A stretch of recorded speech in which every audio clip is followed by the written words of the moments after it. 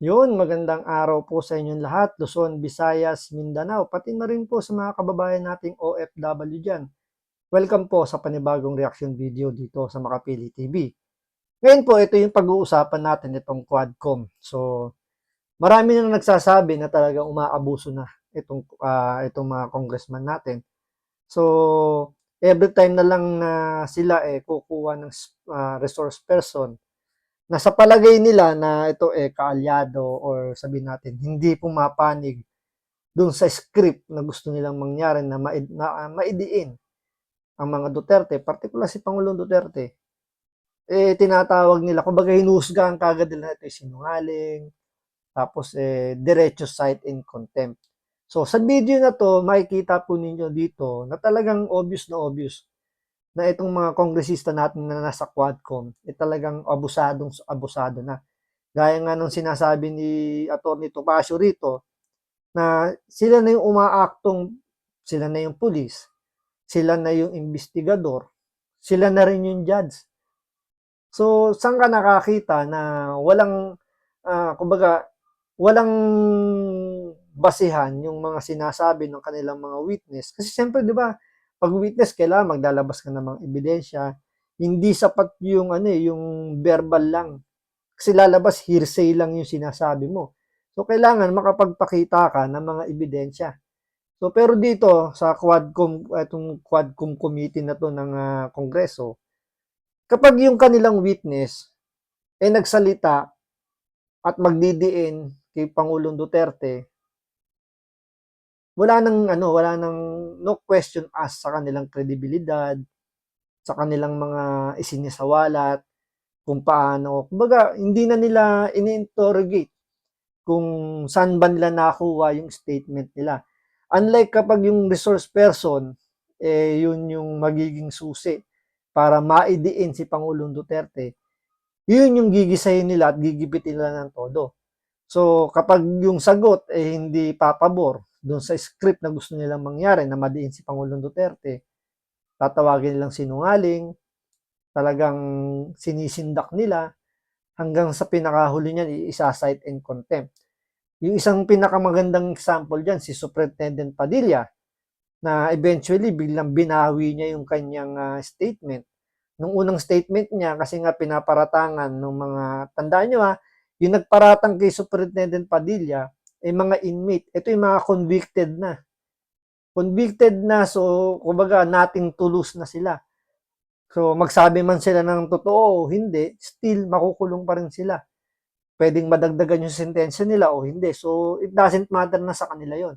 Pero yun yung pinaniniwalaan nila na sinasabi nun, na narinig daw nila na tumawag daw si Pangulong Duterte sa telepono ni Superintendent Padilla. Narinig daw nila or narinig daw niya si Pangulong Duterte tumawag. So, nung tinanong siya ng isang congressman kung paano siya nakakasigurong si Pangulong Duterte yung tumawag, ang sabi niya, kaboses daw kasi napapanood niya sa TV. So, doon naniwala na sila na pwede na pala maging ebidensya yon na narinig ko kausap niya. Pero sigurado ka ba kung si Pangulong Duterte yon? Hindi, kaboses niya eh. So, pinabulaanan yun ni Superintendent Padilla. Sinasabi niya na, hindi kami nag-kausap ni Pangulong Duterte. Kasi hindi naman kami magkakilalang personal. So, paano niya nakuha yung personal number ko? So, hindi naniwala tong mga bata ni Tambi, itong mga congressman na to. So, pinaset and contempt siya. So, dalawang beses ang sinet in contempt dahil doon sa second hearing, pinanindigan niya nga na never niyang nakakausap si Pangulong Duterte. And yun nga, biglang sa third hearing, bumaligtad siya.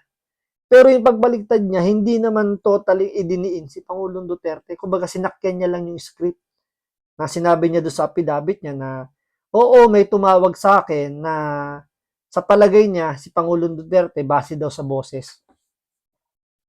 So sinakyan niya lang yung kwento ng inmate. So dahil doon, hindi na siya sinight in contempt kasi yun yung script na gustong mangyari nitong Quad Committee. So ngayon ito nang nauulit na naman dito. So ito mas obvious dito, mas makikita po natin dito na talagang uh, tinapakan na nila yung karapatan ng isang resource person, hinahatulan na nila yung kanilang resource person.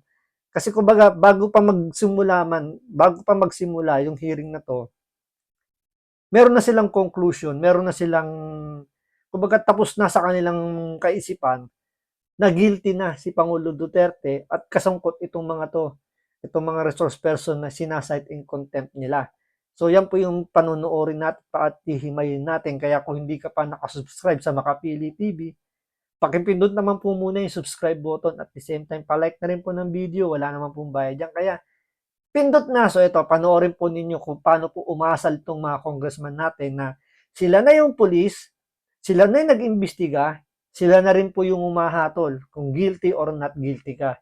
Diretso kulungan dahil kumbaga saklaw na nila yung buong kapangyarihan at nagtatago sila sa salitang in aid of legislation. So ito, panoorin po natin. Now, Colonel Leonardo, Colonel, this will be your last chance.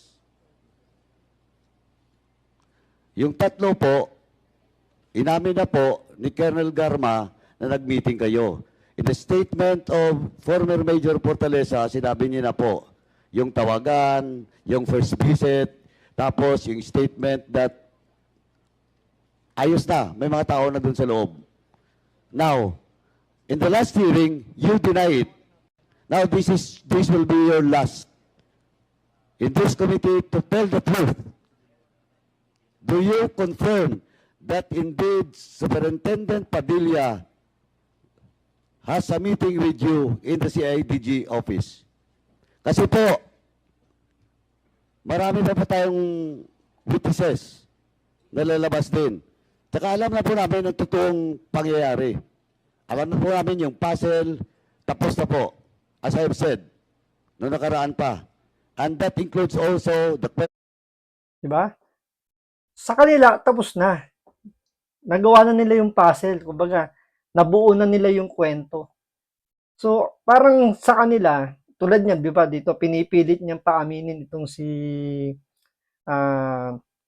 itong taga CIDG. Hindi ko matandaan yung pangalan, pero yun ngayon. Kasi yan nangyari dyan, meron silang 3 witness dito na pulis na di umano sila yung trumabaho dun sa ex-PCSO board member na tinambangan. So, eventually, inambush yun. So, natsugi yun. So, pinaninindigan nila na bago daw mangyari yung transaksyon na yun, nag-meeting pa daw muna itong si PCSO Chairman Garma, itong tiga CIDG, tsaka itong 3 pulis na to na naging parte daw nung na operation na yon. So, dinenay na yon ni CIDG na never niyang nakausap sa meeting itong mga to. Baka sinasabi kasi ng 3 pulis na to na nagkaroon daw ng meeting si General Garma, General Bato, tsaka siya kasama itong 3 to. So, dininay niya. So dito pinipilit nito ni itong congressman na to, diba panakot nga niya, this is your last chance.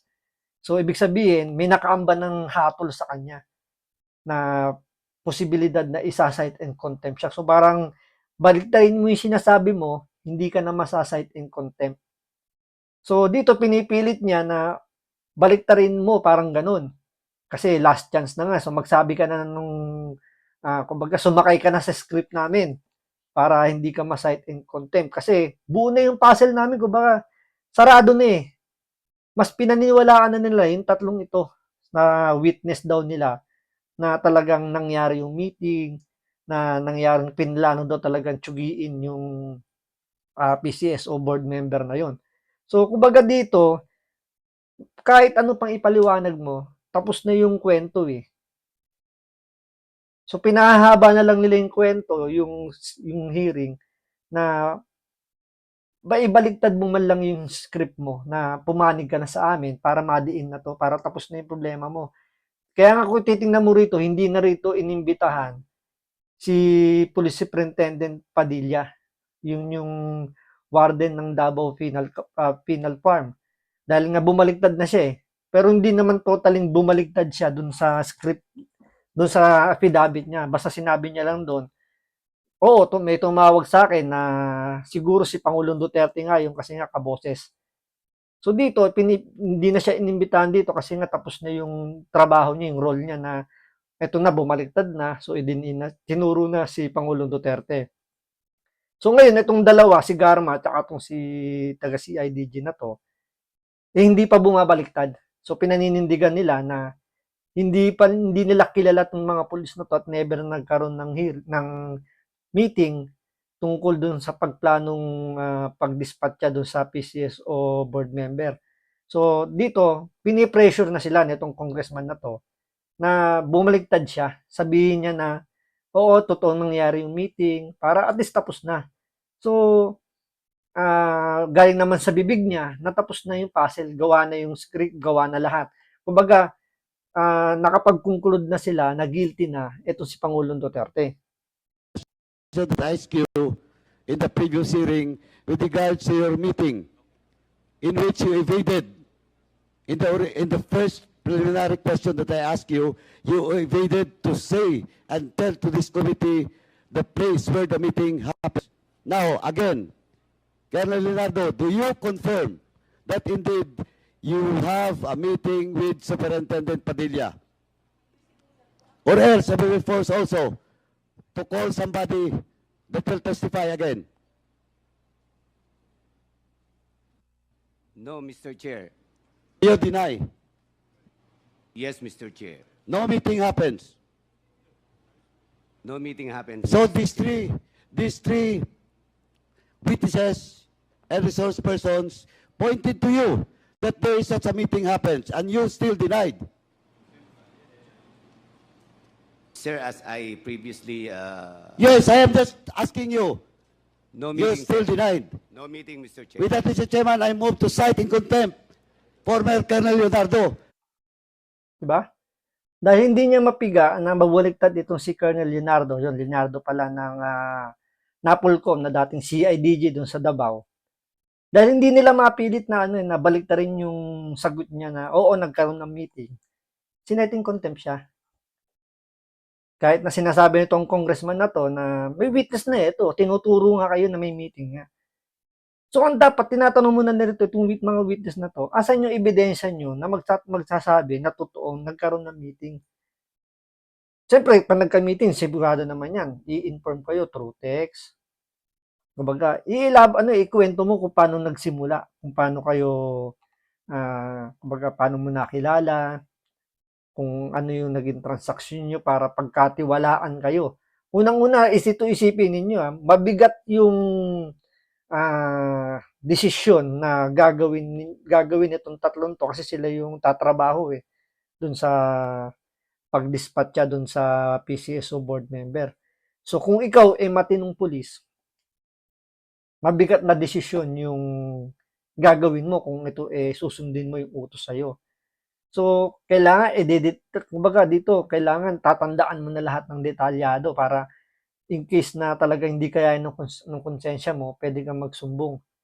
At the same time, ito naman sa side naman ng mga mag-uutos, syempre, kung ikaw mag-uutos naman ng isang maselang operasyon na ganyan, syempre pipili ka ng mga taong, alam mo yun, yung pagkakatiwalaan mo na hindi babaliktad kasi pwedeng pumutok yung pabalik sa'yo, di ba?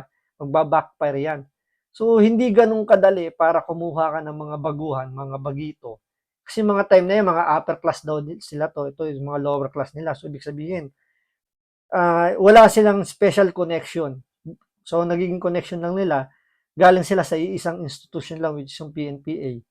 So, hindi naman yung lisensya para sumunod ka dahil kailangan mong sundin dahil upper class mo. Pero syempre, hindi na yun, kumbaga, pagdating sa moral mo, di ba? Medyo kahit papaano, ilalaban mo yun. So dito, sinasabi nitong congressman na to, ito may testigo kami, tinuturo kayo. So sinasabi mo mga sinungaling tong tatlong to. Siyempre sa kanilang itong mga congressman na to, dahil itong tatlong witness nila na pulis na nagdidiin dito sa kanila kila Colonel Leonardo na pwedeng magdiin din kay Pangulong Duterte, sa kanila, ang nagsasabi ng totoo, itong mga pulis na nagtuturo na sila nga daw yung mga accomplishment ni Pangulong Duterte. So dahil nga hindi nila mapiga o hindi niya mapiga to si Colonel Leonardo, pinasight and contempt. 'Di ba? So makikita niyo talaga dito na yung pagiging abusado na kapag hindi nila nagustuhan yung isasagot mo or hindi to tutugma doon sa gusto nilang marinig na sagot, sinungaling ka at ipakukulong ka. For evading, lying in this committee in violation of Section 11 of our provision on contempt, paragraph C, Mr. Chairman. So moved. There is a motion to cite in contempt Commissioner Leonardo for violating Section 11, paragraph C of the Rules of Procedure Governing Inquiries in Aid of Legislation of the 19th Congress, and it was duly seconded. Diba? Nakatago sila dun sa in aid of legislation. So ano ba ibig sabihin ng in aid of legislation? Para makagawa ng batas. So anong batas ang may papasa nila rito? Kung sila mismo, yung batas, tinatapakan nila na may karapatan itong si Colonel Leonardo na alam niyo na mabigyan ng tulad niyan. Mas mabuti pa nga yung arestuhin ka ng pulis eh. Bakit? Doon babasahan ka ng Miranda rights. So ano ba yung Miranda rights? You have a right to remain silent. Everything you say will be used against you. If you have no lawyer, the government will give you to defend yourself. Diba? Kung meron kang kakayanang kumuha ng abogado, ngayon kung wala, bibigyan ka ng gobyerno para ipagtanggol ka. So dito wala nangyayaring ganun. Wala silang karapatan na to remain silent. So sa kanila, ang kailangan mo isagot, yes or no. Wala nang any reason. Yes or no lang. Ngayon, pag hindi lang nagustuhan yung sagot mo sa yes or no, cite in contempt ka, kulong ka kagad. So wala man lang investigasyon or wala ka man lang hindi mo lang maipagtatanggol yung sarili mo para alam mo yun, pabulaanan yung sinasabi ng mga witness.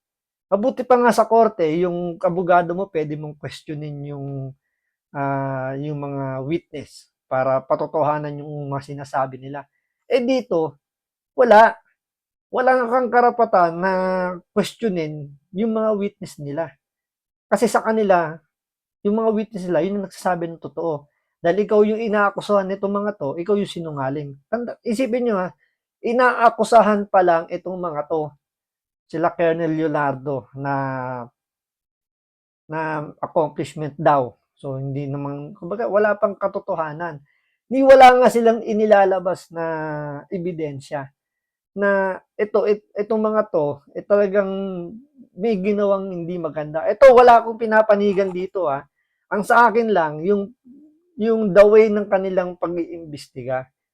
Kasi kung mag-iimbestiga ka, 'di ba sa korte pa nag-iimbestiga, both parties pinagsasalita. So pinagmamasdan nila yung mga nag-aakusa at yung naakusahan, nagkakaroon ng cross-examination para doon mo makita kung talagang sino yung may kredibilidad, sino yung nagsasabi ng totoo. So dito kasi walang nangyayaring ganun. Tulad ng sinabi nga ni Atty. Tepacio yung saligang batas natin is kinopya natin sa US. So, meron din silang ganyan na sinasite in contempt. Yung nga lang, pagkakaiba, sa Amerika, ang pag-cite in contempt, after ng hearing, pinapailan nila ng kaso. Yung resource person nila na ipapasite in contempt. So, hindi yan right away na pag sinabi nila, i-cite in contempt kita, kulong ka kagad. Sa US, hindi. Ipapasite in contempt kita, ibig sabihin, kakasuhan kita ng cite in contempt.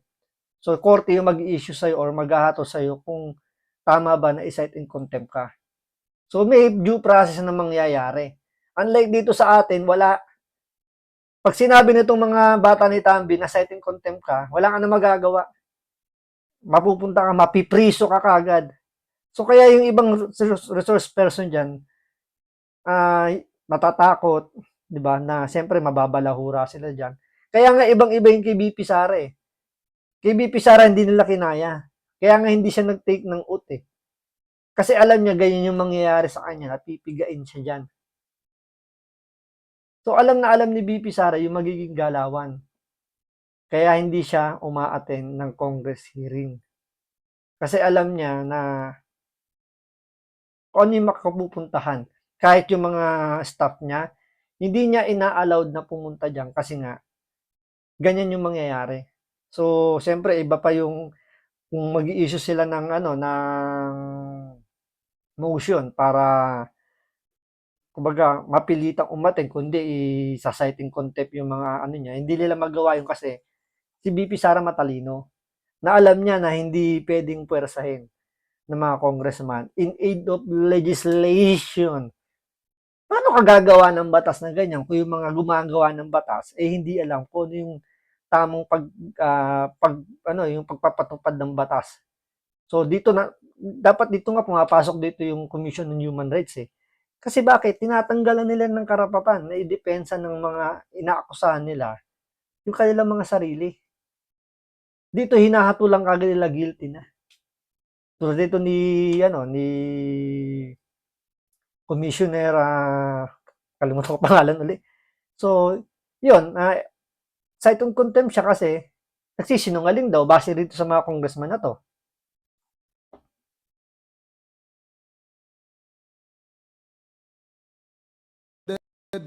Are there any Mr. objections? Chairman,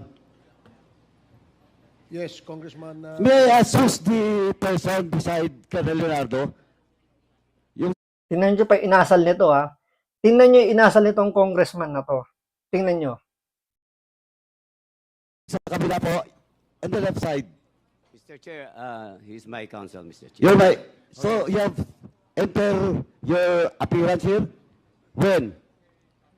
During the previous Previous hearing. Mr. Chair. So please, at the back of your client, and don't advise your client unless you will be recognized or allowed by the chairman. Tingnan nyo. Kahit yung abogado niya nandun sa likod niya, hindi nila pinapayagang magbigay ng advice dun sa kanyang kliyente.